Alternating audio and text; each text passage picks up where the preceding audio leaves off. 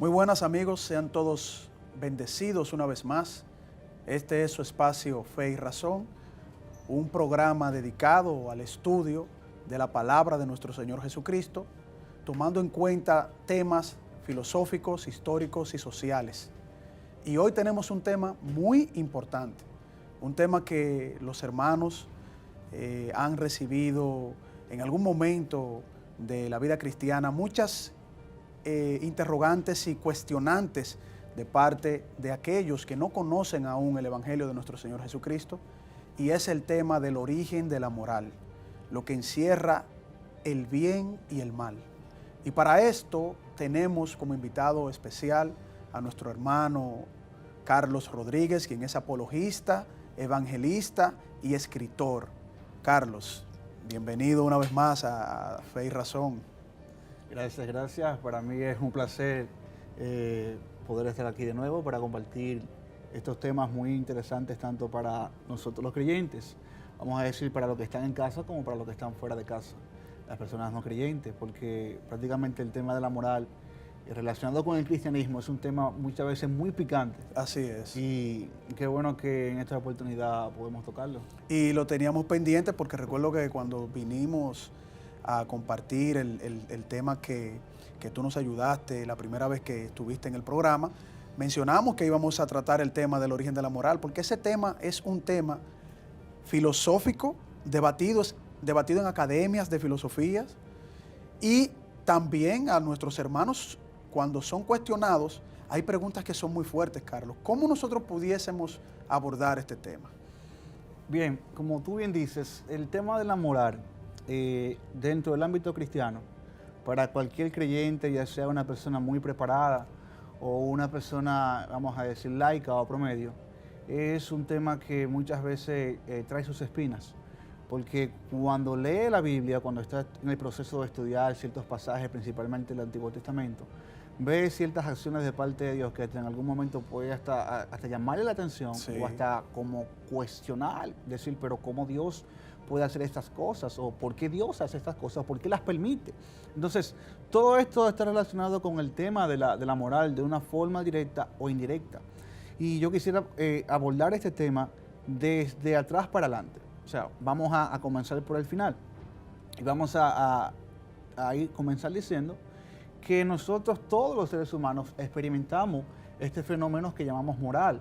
Experimentamos valores morales, experimentamos deberes morales, Sí. experimentamos responsabilidad moral. Entonces, eso es algo que todo el mundo experimenta. O sea, usted no va a encontrar una persona que no sepa lo que es un deber moral, aunque no conozca el concepto per se, pero sabe que tiene deberes, obligaciones. Por ejemplo, los padres saben que tienen el deber de amar a sus hijos, de cuidar a sus hijos, tienen el deber de ser responsables. Es decir, todos están asociados o están relacionados de una forma u otra con la moral.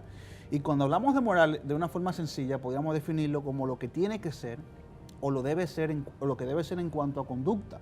Es decir, nosotros tenemos una prescripción, es lo que tenemos que hacer, y experimentamos este deber de hacer las cosas, aunque muchas veces no analizamos de dónde viene. Correcto. O sea, sabemos que es malo matar, que tenemos un deber a no matar, que tenemos un deber a no mentir, que tenemos un deber de ser honesto, de ser buenos ciudadanos. O sea, experimentamos todas estas cosas y sabemos que existen, así como, por ejemplo, las personas saben que el mundo existe, aunque no sepan demostrarlo. ¿Por qué? Porque lo experimentan. O sea, tienen una experiencia sensorial que cuando ven las nubes, cuando ven los árboles, cuando ven a las demás personas, saben que el mundo existe. Que hay una realidad. Hay una natural. realidad fuera de sus mentes, Así es. fuera de lo que ellos pudieran llamar sueño.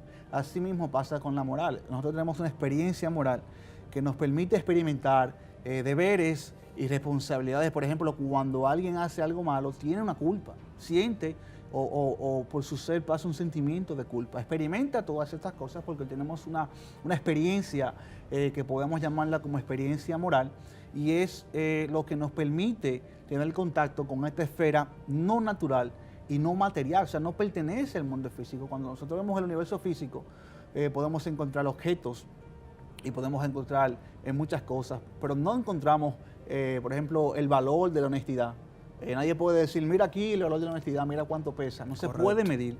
Entonces, hay una esfera no física, no material, que se conoce como la esfera moral, a la cual nosotros tenemos acceso a través de la experiencia moral. En definitiva, nadie puede negar una realidad de que existe esta esfera moral y de que todos los seres humanos la experimentan. Pablo en Romanos capítulo 2, del verso 14 al 15, habla de que Dios ha puesto esta ley natural en el corazón de cada ser humano. Así es. Así de tal manera que las personas que no tienen ley hacen lo que por naturaleza es la ley. O sea, Pablo lo que está diciendo es que Dios nos dio esta percepción, esta capacidad de experimentar y de tener contacto con la moral. Podemos decir entonces, Carlos, que la conciencia moral es impregnada en el ser humano desde que nace. Es decir, nosotros venimos al mundo con esa conciencia moral que puede ayudarnos a identificar el bien y el mal. Perfectamente. Aunque podríamos hablar o especular que hay un momento en la etapa de desarrollo de la persona donde ya ejerce dominio pleno de esa conciencia. Por ejemplo, en los muy niños hay veces que no tienen esa conciencia, o la mayoría de los casos no tienen esa conciencia. A veces tú corriges a tus hijos o le dices no hagas esto y él lo hace no como quien sabe que está haciendo algo malo. Y aunque tú le expliques que es algo malo, él no entiende las consecuencias de ese acto. Entonces, sí venimos con conciencia moral al mundo, o sea, es parte de la imagen de Dios en nosotros, la racionalidad, la parte personal, la moralidad, es parte de la imagen de Dios en nosotros. Entonces, sí, aunque venimos con esta conciencia, hay un punto en el desarrollo humano donde alcanza madurez y ya podemos medir o determinar cuáles las consecuencias últimas de los actos que hacemos, y es ahí donde adquirimos responsabilidad, porque libremente elegimos hacer A o elegimos hacer B, aun cuando sabemos cuáles son las consecuencias. Entonces, el hecho de que experimentemos todas estas cosas y de que todos compartamos este fenómeno es la evidencia de que, o confirma lo que Pablo dice en Romanos, que Dios ha puesto esta ley en cada uno de los corazones de los seres humanos para que aquellos que no tenían la ley de los judíos, la Torá, o lo que conocemos como Pentateuco, hagan lo que por naturaleza es de la ley. Así es, él menciona, aún los gentiles, no conociendo la ley, ellos por naturaleza hacen lo que pide la ley, que eso pudiésemos interpretar de una manera natural, que es la conciencia moral que Dios ha puesto en cada ser humano. Hay algunas interrogantes en el caso, por ejemplo, de reconocer esa conciencia moral, porque es muy bien sabido que también tú reconoces la situación, porque sé que has explicado y has debatido este tema, de que la conciencia moral es vista por un grupo como algo subjetivo, como que no hay una conciencia objetiva para poder reconocer o establecer actos que puedan identificar un bien o un mal objetivo. ¿Cómo tú podrías responder esto, Carlos? Fíjate, los filósofos, los éticos, o mejor dicho, los filósofos morales, los que estudian este fenómeno llamado moral, o esta área de estudio, la moral, a través de la ética, ellos establecen un punto muy importante, y es que la cuestión de la moral principal es si los valores o deberes morales que nosotros experimentamos son subjetivos o son objetivos. Cuando decimos que hay valores y deberes morales subjetivos, queremos decir que el valor de verdad depende de la persona, o del parecer de un grupo colectivo, del parecer de la nación. Por ejemplo, si la moral fuese subjetiva, cuando una cultura, o por ejemplo en este país decimos que robar es malo porque los dominicanos lo dicen. Pero si, por ejemplo, en Estados Unidos dijeran que robar es bueno porque Estados Unidos los dice. Correcto. Entonces, eso más o menos es un ejemplo de lo que se quiere decir cuando existen valores y deberes morales subjetivos. El valor de verdad o la valoración de una acción o un acto depende del sujeto o el colectivo de sujetos que valoran ese acto o hacen la valoración. Pero cuando hablamos de que la moral es subjetiva, estamos diciendo que el valor de verdad de un acto o la valoración que yo le doy a ciertas acciones no depende del parecer del ser humano, no depende del parecer del colectivo, sino que depende en sí mismo del acto en sí. Por eso es objetivo, independiente del parecer humano. Un ejemplo sencillo de algo que es objetivo, podríamos decir que aquí en el set hay una mesa con estos floreros. O sea, eso es una verdad objetiva. Esa mesa existe y está ahí, no porque yo quiero que esté ahí, está ahí porque está ahí. O sea, Correcto. ella tiene unas características que la hacen ser mesa y está aconteciendo algo que nosotros podemos describir lo que tiene arriba de la mesa, que son dos floreros, y eso solamente va a ser verdad si en la realidad existen dos floreros encima de las mesas.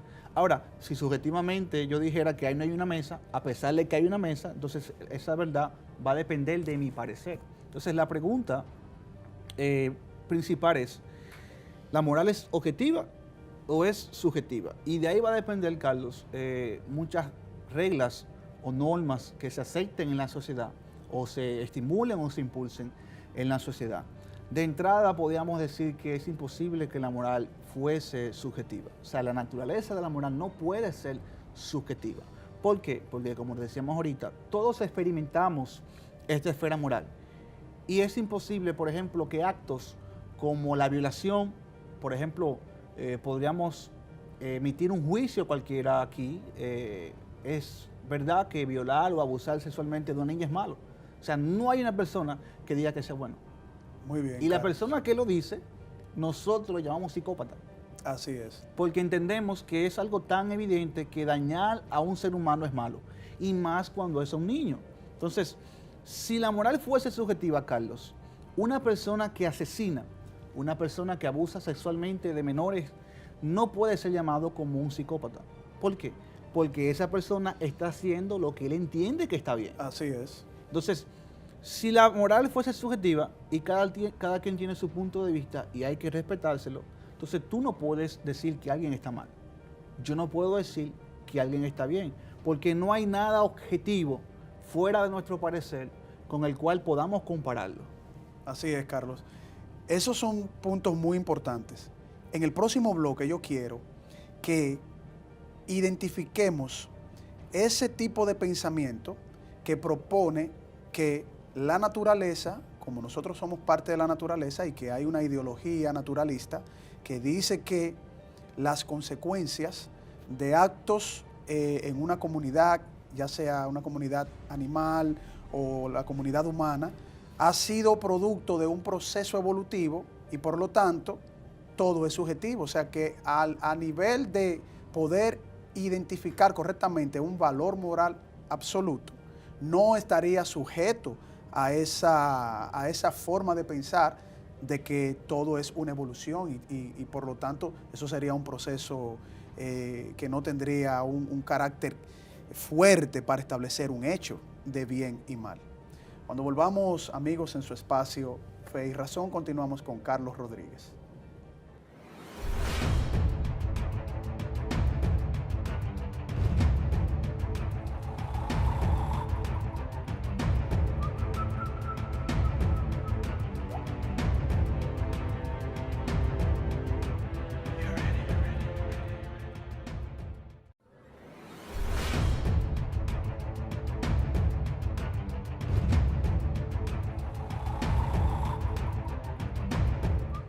Bien, amigos, continuamos en su espacio Fe y Razón, tocando un tema muy importante y a la vez un poco complejo, si se pudiese decir así, que es el tema de la moral, el origen de la moral que encierra los actos de bien y mal. Y le preguntaba a Carlos que hay una ideología, pues pudiésemos decir hasta una ideología naturalista, que propone que los actos son subjetivos porque la naturaleza nos creó de una manera aleatoria, de una forma, vamos a decir, no trascendental, sino que las cosas pasaron porque sí, y por lo tanto cualquier actividad que se dé en una sociedad biológica, como te decía, o una sociedad humana, estaría bajo la visión de esa sociedad o bajo la visión de esa comunidad biológica, por decirlo así. Que como tú mencionabas, si por ejemplo en Estados Unidos se toma por ley de que robar es bueno y nosotros decimos aquí que robar no es bueno, nosotros no seríamos nadie para decirle a ellos que eso es malo. O Estados Unidos no sería nadie para decirle a nuestro país que lo que nosotros estamos criticando no lo es, si se basa en una visión naturalista de que las cosas son porque son. ¿Qué tú tendrías que agregar a eso, Carlos? Sí, antes de responder, vamos de la moral objetiva y la moral subjetiva. Vamos a dar un ejemplo más sencillo. Sabemos que 2 más 2 es 4. Esa es una verdad objetiva. 2 más 2 es 4, no porque yo quiero que sea 4, ni porque tú quieres que sea 4. Así es. Ahora, si no existieran verdades matemáticas, en este caso objetivas, que son independientes de nuestro parecer, sino que las verdades fueran subjetivas, entonces si alguien dice que 2 más 2 es 3 y otro dice que 2 más 2 es 5, ¿quién tiene la razón? No la tiene ninguno. Ninguno. Porque exacto. no hay algo objetivo en el cual comparar si alguien está equivocado o no está equivocado. El hecho de que existan desacuerdos morales, el hecho de que existan atrocidades en las sociedades, es la evidencia tangible de que proponer que un proceso evolutivo nos faculta, un proceso socioevolutivo nos faculta para nosotros elegir o determinar qué puede ser bueno y qué no, es un error. Porque, por ejemplo, si en una comunidad se establece que es malo robar y dentro de esa misma comunidad alguien roba, ¿por qué estaría haciendo algo malo? Exactamente. No estaría haciendo algo malo. Aún, no solamente la comunidad, aún el mundo entero, aún 600.000 millones de humanos diga que robar es malo y uno diga que es bueno, en ausencia de verdades morales objetivas, ninguno tiene la razón. Así es. Porque no hay un punto de referencia por el cual medir a ver quién se equivoca y quién no se equivoca. Es como que tú y yo discutamos, Carlos, acerca de que el helado de vainilla es mejor o es peor. ¿Quién tiene la razón? Nadie. Porque el hecho de que nosotros digamos que es mejor es en base a nuestro gusto. A mí me gusta y a ti no te gusta. Nadie tiene la razón. Así es. Porque no hay una verdad objetiva. Ahora, si tú me dijeras a mí, por ejemplo, que las habichuelas tienen hierro, y aunque yo te diga que a mí no me gustan, tú me dices, no, pero aunque no te gusten, las habichuelas tienen hierro y aportan esto y esto y aquello de tu organismo. Eso son verdades objetivas. Eso es una verdad objetiva. Correcto. Ahora, yo no puedo decirte, es mentira que las habichuelas aportan eso porque a mí no me gustan. Eso es falso, porque hay una verdad objetiva. Las habichuelas tienen hierro y causan beneficio cuando nosotros las ingerimos en la comida a nuestro organismo. Entonces, proponer de cualquier forma lo que tú llamabas o lo que te referías, se conoce técnicamente en la ética como convencionalismo. Es cuando las sociedades se ponen de acuerdo para establecer valores y deberes. O sea, es una teoría ética relativista de las 6 que existen. El convencionalismo, el subjetivismo ético, se divide en subjetivismo, la parte individual, y en la parte colectiva, el convencionalismo trata y establece de que las sociedades pueden establecer, debido a cómo evolucionaron, pueden establecer los parámetros por los cuales dirigirse. Y es un error, porque dentro de esa sociedad, si alguien decide ir en contra, no puede ser catalogado como malo. Así es. Por ejemplo, recientemente, no sé si escuchaste la noticia, en una mezquita musulmana en Oriente hubo un asesinato, creo que 72 personas murieron. Exactamente. Y fue en un territorio donde habían leyes establecidas de que eso es malo. Entonces, esta persona entró y hizo lo que hizo y es juzgado como malo. Es catalogado como malo. Correcto. Aún nosotros de este lado del mundo sabemos que esa acción es mala. O sea, no necesitamos de una ley, de una ley constitucional que diga que matar es malo. O sea, nuestras reacciones son la evidencia de que la moral es objetiva, porque estamos reaccionando de forma negativa a un acto que entendemos que es malo y a una acción que entendemos que es incorrecta. ¿Por qué? Porque el ser humano tiene un valor moral intrínseco. Es intrínseco, así. Entonces, eso trasciende el ordenamiento social de cualquier lugar. De cualquiera. O sea, Así es. Eso es un valor que es objetivo. Si fuese subjetivo y alguien decide comenzar a hacer lo que dice esa persona, comenzar a asesinar, por ejemplo, musulmanes o gitanos o homosexuales, lo que sea. O sea, si él comienza a asesinar personas y ese valor no fuese objetivo, si alguien le dice en un juzgado, mira, tú vas a ser condenado a muerte o tú vas a ser condenado a tantos años de prisión porque tú has estado asesinando seres humanos. Entonces, él puede responder, pero ¿por qué asesinar seres humanos es malo? Ah, no, lo que pasa es que los seres humanos tienen un valor moral. Espérate, eso es lo que tú dices. Yo no digo eso. Eso es lo que tú crees. Yo no creo eso. Entonces, si la moral fuese subjetiva, esa sería la realidad. Y aunque las personas o a nivel popular crean que los juicios morales son subjetivos, que dependen de las culturas o de las sociedades, en la práctica no es así. Así es. Porque todo el mundo se molesta cuando los roban, cuando lo asaltan, y todo el mundo se incomoda cuando ve casos como estos, casos atroces de violaciones. Lo que pasó años atrás o el año pasado con esta persona que mató a la que era su esposa y mató a los hijos de su esposa y se cree que hasta abusó sexualmente de ellos. Toda la sociedad y la comunidad internacional ha reaccionado en contra de ese acto. Eso solamente se explica si la moral es objetiva, si todos los seres humanos pueden acceder a esta esfera moral y entienden que tenemos un deber de no matar.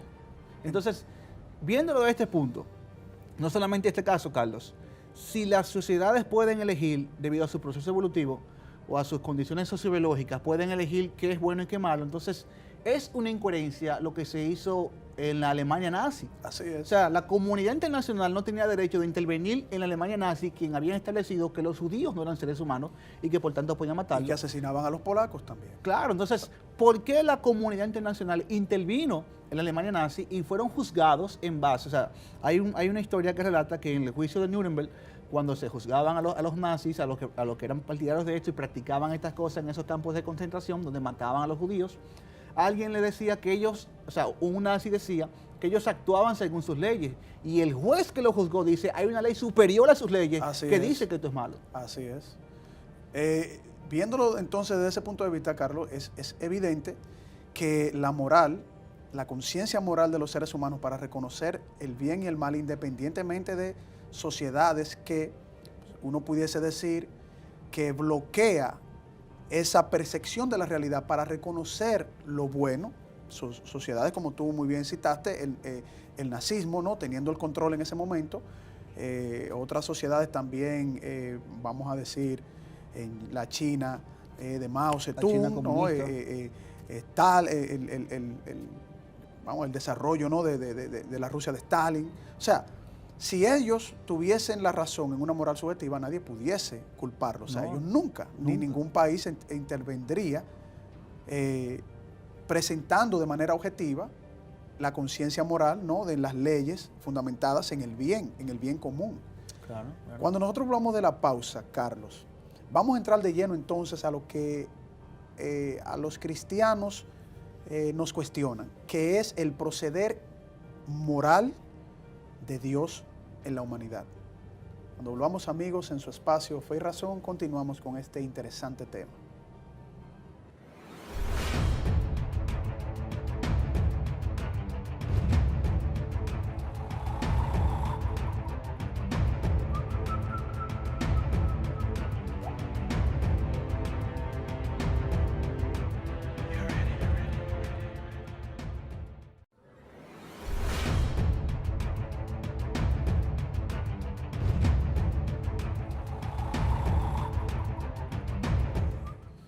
Bien, amigos, continuamos en su espacio Fe y Razón con el tema El origen de la moral, para reconocer el bien y el mal. Y estamos compartiendo con Carlos Rodríguez, quien es apologista, evangelista y escritor de libros apologéticos. Carlos, este tema es tan complejo, ¿no? Y dicho sea de paso, tú sabes muy bien que es uno de las inquietudes que tienen los no cristianos, ¿no?, los que no conocen todavía de manera oportuna el mensaje de salvación de nuestro Señor Jesucristo, y que una de las interrogantes es cuando Dios actúa en justicia, ¿no?, castigando el mal de los seres humanos, haciendo calamidad, como muy bien refiere la Biblia, que Dios genera calamidad al malvado, ¿no?, al que ejecuta maldad. Y muchas personas, de las preguntas que hacen es cómo Dios puede hacer un mal donde la maldad y la bondad son objetivos, ¿no?, y que podemos reconocerlo a través de la conciencia moral dada por Dios mismo, que Dios actúa de una manera de bondad en un momento y castiga haciendo actos de calamidad o mal para aquellos que violan su ley. ¿Cómo nosotros podemos hacer un equilibrio en cuanto a eso, Carlos? Bien, antes de llegar ahí, vamos a decir como subiendo una escalera para llegar a responder esa pregunta, pero luego de haber visto que es imposible de que la moral sea subjetiva, o sea, caemos en mucha incoherencia, muchas cosas se quedan sin explicar. Así es, claro. No puede ser subjetiva. No puede ser subjetiva porque es imposible de que, o sea, nadie vive como esto, ni aún Friedrich Nietzsche pudo vivir como si la moral no existiese. Aún el mismo Bertrand Russell, en sus cartas al observador, este filósofo ateo del siglo XX, él mismo reconoció en las cartas al observador, él decía que es imposible vivir como si la moral fuese subjetiva.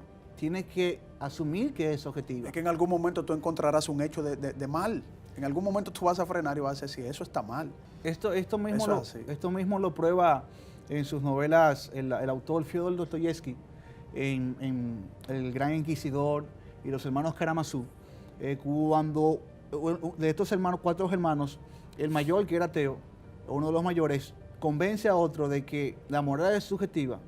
Este hermano, convencido de eso es lo que Dostoyevsky quiere mostrar. Sí. Este hermano, convencido de esto, asesina a su padre. Y en el asesinato, como él entiende, bueno, si lo bueno y lo malo depende de mi parecer, si yo entendía que matar era malo, inmediatamente yo puedo entender que matar es bueno y se va a hacer bueno. Entonces, él prueba esto, asesina a su padre, y la novela relata que él siente la culpa. Y es imposible tú sentir culpa por algo que tú puedes variar de un momento a otro. Eso es un buen punto de Dostoyevsky en su obra. Sí, claro. Dostoyevsky muchas veces es asociado como ateo, pero él no es ateo. No. Es todo lo contrario. No. Él es un escritor muy profundo y está exactamente atacando esta parte. Entonces, es imposible que la moral fuese subjetiva. Hablar de moral subjetiva no explicaría, por ejemplo, por qué sociedades donde antes el racismo o maltratar a las personas de color negro, por ejemplo en Estados Unidos, no puede haber cambio de que antes era malo y ahora, antes era bueno maltratarlo y ahora es malo. O sea, luchas como la del doctor Martin Luther King no tenían sentido, porque estarían yendo en contra de la moral establecida por la sociedad. Así es. Entonces, descartamos eso ya de por sí. Es imposible, se caen muchas incoherencias. Sabiendo que la moral es objetiva, tenemos que buscar una fuente de donde anclarla, su origen. Entonces, si no depende de nosotros, ¿de quién depende? Para que algo sea fuera de nuestro parecer, tiene que venir de algo que nosotros no podamos influir y que siempre sea así. O sea, el estándar de la moral, su fuente, tiene que ser un ser personal, porque la moral son propiedades de las personas. Por ejemplo, si yo te digo qué es la justicia, sin tú concebir una persona justa, tú nunca vas a entender qué es la justicia. Así es. Entonces la moral parece ser propiedades de las personas. Entonces su fuente tiene que ser un ser personal, bondadoso, por el cual nosotros podamos medir nuestras acciones, si son buenas o son malas. Y es lo que nosotros los cristianos, en el teísmo cristiano, llamamos Dios. Lo conocemos como Dios, este Dios que está relatado en la Biblia y que la Biblia relata. Nosotros tradicionalmente decimos que Dios es la fuente de los valores morales y sus mandamientos, sus ordenanzas, es la fuente de los deberes morales. Entonces nosotros tenemos culpa, sentimos culpa hacia las personas. Nadie puede sentir que le falló, por ejemplo, a esa mesa o a ese florero, porque nadie siente culpa a los objetos o hacia los objetos. Sentimos culpa hacia las personas porque entendemos que le hemos fallado a las personas. Por eso, en la fuente de la moral, el estándar de la moral por el cual nosotros medimos y sabemos cuándo algo es bueno o malo, tiene que ser un ser personal con existencia necesaria. Correcto. A lo que nosotros llamamos Dios. Entonces, anclamos de forma rápida la moral a Dios. Y podemos hablar de lo que se conoce como el argumento moral desde la ontología. Ontología quiere decir el estudio del ser, el estudio de las cosas como son. Entonces podemos decir que si Dios no existe, no existen valores y deberes morales objetivos. Así es. Dado de que existen valores y deberes morales objetivos como no matar, no robar, no mentir, dado de que existen estos valores y estos deberes, solamente puede existir si Dios realmente existe. No solamente hemos encontrado el estándar, sino que hemos demostrado su existencia en base al fenómeno que llamamos moral.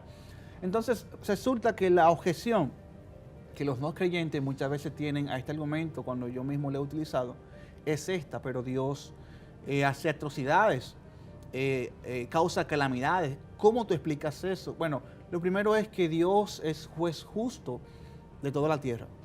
Y aunque tú y yo, Carlos, y toda la humanidad tenga el deber moral de no matar a nadie, porque si nosotros lo hacemos es malo, Dios no lo tiene, porque Dios no se manda a Él mismo. Pero lo pongo en un ejemplo más sencillo. Por la posición de que yo tengo y la posición que tú tienes y las demás personas tienen, hay prerrogativas que son únicas. Eso es lo que pasa con Dios. Dios tiene prerrogativas que solamente son de Dios. Por ejemplo, para ti, tener una relación sexual con mi esposa sería malo. Para mí no. Entonces tú no puedes decirme, pero Carlos, tú eres injusto, porque lo que es malo para mí no es malo para ti. Para mí es bueno porque es mi esposa, yo soy su esposo.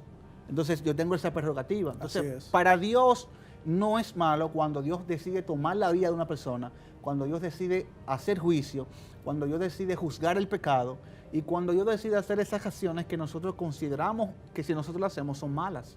Estas son de las objeciones o de los problemas que muchos de los cristianos se encuentran muchas veces. Correcto. Cuando leen en sus Biblias, mayormente en el Antiguo Testamento, cuando ve que Dios ordenaba a despojar tierras o destruir ciertas ciudades por causa del pecado, porque este es el punto. Dios no actúa de forma arbitraria. Como juez justo de toda la tierra, Él tiene el derecho de juzgar el pecado y más cuando Él nos ha dado la capacidad de saber cuándo nuestras acciones son buenas y son malas. Así es. Lo que pudiésemos decir entonces es que Dios es el estándar de la moral y la justicia. Claro, claro. Por encima de Él no puede haber otra moral y otra justicia que lo domine a Él, porque Él es el creador de todo. Claro, claro. Entonces, poniendo eso también de ejemplo, muy buenos ejemplos que tú presentaste, Carlos, es como cuando un juez va a juzgar a un criminal. Para el criminal, el juez es el malo. ¿Por qué? Porque le está haciendo un daño al criminal. O sea, el juez no le da flores a un criminal. No. El juez juzga en base a un criterio de juicio y por lo tanto emite una sentencia de juicio, y esa sentencia implica un mal a quien generó el mal primero, porque el juez en ningún momento le dijo al criminal, yo quiero que tú mates o robes o violes, porque si tú lo haces, entonces yo te voy a causar un mal a ti. No, el juez no pide eso. No. El juez lo que hace es que recibe al violador, ¿ve? Al que viola la ley, y entonces no le queda otro remedio que actuar en base a su criterio de justicia y a su preparación. Y tiene entonces que emitir juicio, sentencia. Para la familia de ese criminal, ese juez le está haciendo un daño a la familia. Aunque la familia reconoce que su miembro de la familia generó un mal.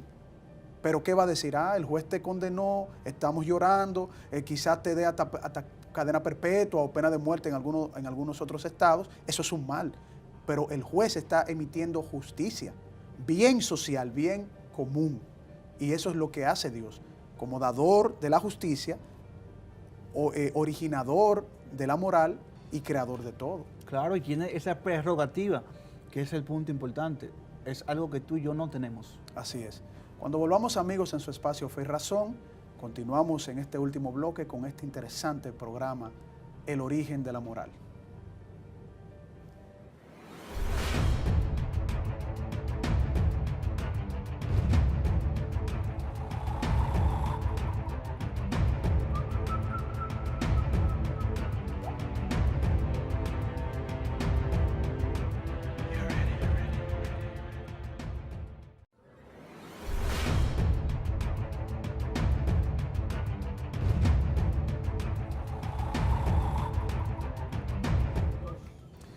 Bien, amigos, continuamos en su espacio Fe y Razón. Estamos conversando, analizando el tema del origen de la moral, y ya hemos dado muchos puntos importantes gracias a nuestro hermano y amigo Carlos Rodríguez, quien ha hecho un análisis muy oportuno de dónde viene la moral, que ya sabemos que la moral no es subjetiva, no se sostiene la razón humana con una moral subjetiva. Ahora, Carlos, en este último bloque yo quisiera, ya teniendo en cuenta de que Dios es el estándar de la moral y la justicia, y que los seres humanos, obviamente, que es conocimiento de todo, de que actuamos tanto en actos de bondad como en actos de maldad, pero al final ningún ser humano es completamente bueno, siempre viola una ley moral. ¿Cómo nosotros podemos reconciliar esa conciencia moral con el creador de la moral? Eso es un punto muy interesante y responde a la pregunta metaética, que es una rama de la filosofía moral, de por qué ser morales, o sea, por qué ser agentes morales o por qué seguir el bien. Prácticamente una de las primeras razones sería que no hacerlo nos llevaría siempre a tener este sentimiento de culpa y de que le estamos fallando a alguien. Así es. Y eso implicaría algo catastrófico para nosotros. Es la misma conciencia interna que como que nos corrige o nos jala los moños, como decimos nosotros los dominicanos. Lo cual, Carlos, sería contradictorio si la moral fuese subjetiva. Así es. Porque si fuese subjetiva, es imposible que una parte de mí vaya en contra de mi propio parecer. El diablito malo y el angelito bueno ahí diciéndote, eso está mal, mira, no malo. Es así. Claro. Este fenómeno sería imposible si la moral en verdad fuese subjetiva. Por Así eso es que una razón más para decir que es subjetiva. Pero C.S. Lewis, este gran pensador del siglo XX, en su proceso de ateísmo, de pasar del ateísmo... Que era un ateo fuerte. Acérrimo. Así es. Y en su proceso de pasar al cristianismo, en su libro Mero Cristianismo, él dice que viendo esta ley natural, esta moral, él llegó al punto de decir, pero ¿de dónde yo tengo este conocimiento del bien y el mal? Porque en el caso que decíamos ahorita de que los no creyentes, el problema de Dios haciendo actos de atrocidades, es como un problema para ellos.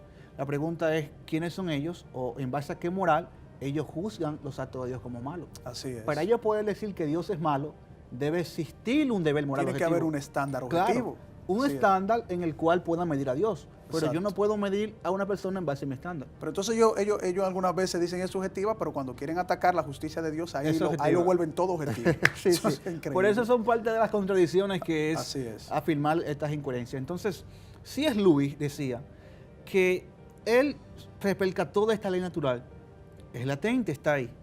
Y él veía que experimentaba este sentimiento de culpa cuando fallaba. Y lo que más le atormentaba a él es, yo estoy fallándole a alguien, ¿a quién le estoy fallando? Así Y es. hay de mí si caigo en las manos de ese ser a quien le estoy fallando. Entonces, experimentar la moral y tener esta conciencia moral, esta responsabilidad de que somos responsables de nuestros actos, ya sea que elijamos hacer el bien o el mal, es algo que nos debe llevar a meditar Así es. a nosotros, por ejemplo, a las personas que no conocen a Cristo, no se han acercado a Cristo, y a nosotros los cristianos. Porque como decíamos ahorita, Dios es juez. Tú ponías el ejemplo de los jueces terrenales, que muchas veces te corrompen. Y que fallan. Y son flexibles muchas veces, pero Así Dios es un juez justo. Y Dios ha de pagarle a cada quien según le corresponda, según se merece. Entonces, dado que existe este legislador o estándar moral que llamamos Dios, conocemos como Dios, y dado de que nosotros en múltiples ocasiones, todas las ocasiones, sentimos esta culpabilidad y podemos llegar incluso a un estado de cauterización donde ya no sintamos culpa, pero el hecho de que no sintamos culpa no quiere decir que estamos actuando bien, porque nosotros sabemos cuando algo es malo. Correcto. Por ejemplo, una persona adúltera puede llegar a un estado ya de infidelidad donde el adulterio para él no es nada, pero no quiere decir que porque no experimenta ese mal, no quiere decir que está haciendo lo bueno, porque Así él sabe es. que adulterar es malo como quiera. Entonces, Así es.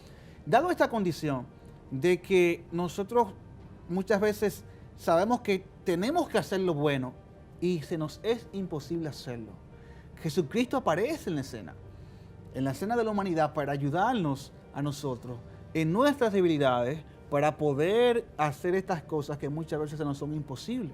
Porque ya hay un asunto de la caída del hombre, ya hay elementos de pecado que están en la humanidad que lo impulsan y lo lleva siempre a ir contrario a Dios. Siempre tiene esa tendencia a hacer el mal. Siempre tiene esta tendencia a hacer el mal e inclusive cuando trata de hacerlo, vamos a suponer que existe el caso hipotético que existe un ser humano que moralmente es impecable, o sea, no falla de ninguna forma. Pero aún si existiese hipotéticamente este ser humano, hay un deber que él no ha cumplido y por el cual delante de Dios sigue siendo culpable. Y las personas se preguntarán, ¿pero cuál es este deber? Bueno, el deber de acercarse a Dios a través de Jesucristo. Así es. Eso se constituye un deber moral porque Dios, quien es bueno, esencialmente bueno y bondadoso, y no miente, nos manda a todos nosotros a venir a través de Jesucristo. Entonces, decir que no necesitamos de Jesucristo para acercarnos a Dios o para conciliarnos completamente y a poder acercarnos a un juez justo que no acepta soborno, a un juez que es santo, que no tolera el pecado, la única forma de acercarnos es a través de Jesucristo. Entonces, cuando le decimos a Dios, no, yo estoy bien en todo esto y yo puedo acercarme a ti así, le estamos diciendo mentiroso. Así es. Porque ese mismo Dios santo y justo, bondadoso, nos ha mandado acercarnos a Él a través de Jesucristo, que es el único camino. Fíjate que el hecho de que podamos ser personas morales, buenas personas morales, no quiere decir que estamos bien con Dios. Así es. Hasta que no hagamos o acatemos ese deber que le puede faltar a una persona que todo lo haga bien, pero si no viene a Cristo, aún sigue en falta. Porque violentar un deber moral es hacer el mal. O sea, cuando una persona violenta los deberes, o sea, cuando una persona viola las leyes, esos comandos constitucionales que cada país tiene, hace una violación a la ley, está haciendo algo malo. Entonces, Así es. si existe un deber de acercarnos a Dios por medio de Jesucristo, no hacerlo se puede considerar como pecado. Correcto. Y es un punto muy importante también, Carlos, porque hay muchas personas que dicen, bueno, pero yo soy una persona buena, yo no robo, yo no mato, yo no violo, yo no hago tal o cual cosa, encerrando en una burbuja sus actividades humanas, como que la maldad humana solamente se supedita en 4, 5, 6 faltas. Es como que alguien nunca haya violado, nunca haya robado, nunca haya matado en una sociedad y de repente se come una luz roja, se va en rojo. Delante de un juez le va a decir el juez, pero yo no he robado, no he matado, no he violado, yo simplemente me pasé una luz roja. Eso no es un crimen tan grande para que usted me vaya a poner una multa. Sin embargo, eso puede traer una consecuencia grave, nefasta, porque tú puedes causar un accidente, quitarle la vida a alguien de manera involuntaria por tu descuido, ¿no? Porque puede ser en un descuido, por no seguir de manera correcta los lineamientos sociales y no estar atento a esa falta. Eso es lo que nos pasa a nosotros los seres humanos.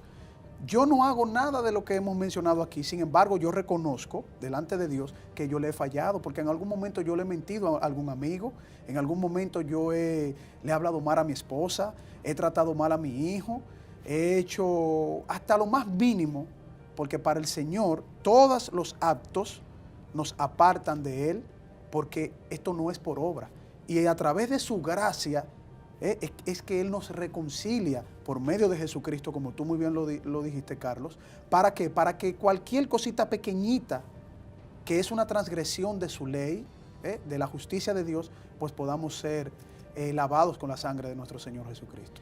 Y este es el punto importante. El pecado que nosotros cometemos es una ofensa a Dios. Así es. Ir en contra de la ley moral de Dios es una ofensa a Dios. Y el profeta Isaías habla muy bien de esto. Nosotros en nuestra condición de pecado sin Jesucristo, todo lo que podamos hacer, Él dice que nuestras justicias son trapos de inmundicia, es un trapo sucio. O sea, por más bonito que nosotros creemos que se ve delante de un Dios santo, se ve mal, se ve feo. Así Entonces, es. la única forma de poder ver que eso se vea bien o hacerle que se vea bien es a través de la purificación y limpieza que hace Jesucristo en nuestras vidas. Qué grande es nuestro Señor Jesucristo. Amén. Qué grande es el Dios Padre, que a pesar de todas nuestras faltas, nos da la oportunidad de ser llamados hijos de Dios a través de Jesús. Amén. Así es. Amigos, esto ha sido un importante programa. Espero que todos los hayan disfrutado. Gracias a nuestro hermano Carlos Rodríguez. Este ha sido su espacio Fe y Razón. Será pues hasta la próxima semana. Dios les bendiga.